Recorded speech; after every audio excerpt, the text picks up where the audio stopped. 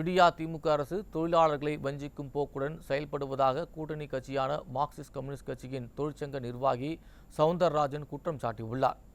Chennai TMS வளாகத்தில் போக்குவரத்து தொழிற்சங்கங்கள் அரசுடன் நடத்திய பேச்சுவார்த்தை தோல்வியடைந்தது. இதையடுத்து வரும் 21ஆம் தேதி அடுத்த கட்ட பேச்சுவார்த்தைகள் நடைபெறும் என தொழிற்சங்க நிர்வாகிகள் தெரிவித்துள்ளனர். தொடர்ந்து செய்தியாளர்களிடம் பேசிய ஆளும் கூட்டணியில் உள்ள சிஐடியு தொழிற்சங்க மாநில செயலாளர் சவுந்தரராஜன், ஒவ்வொரு கோரிக்கைக்கும் தொழிலாளர்கள் நீதிமன்றத்தை நாடி தீர்வு பெற வேண்டும் என்றால் இது என்ன மாதிரியான அரசு என்பது எங்களுக்கு தெரியவில்லை என்றார். மேலும் வேலைநிறுத்த போராட்டத்தில் ஈடுபட்ட தொழிலாளர்களை விடியா அரசு பழிவாங்குவதாகவும் குற்றம் சாட்டினார்.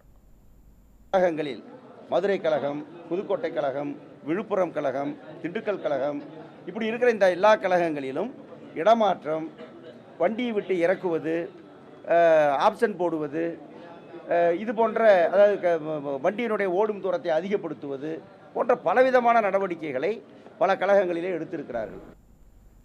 இதனிடையே போக்குவரத்து தொழிலாளர்களின் உடனான பேச்சுவார்த்தை முடிந்து வெளியே வந்த சிஐடியு நிர்வாகிகளுடன் ஓய்வு பெற்ற ஊழியர்கள் சங்கத்தினர் மோதலில் ஈடுபட்டதால் பரபரப்பு ஏற்பட்டது.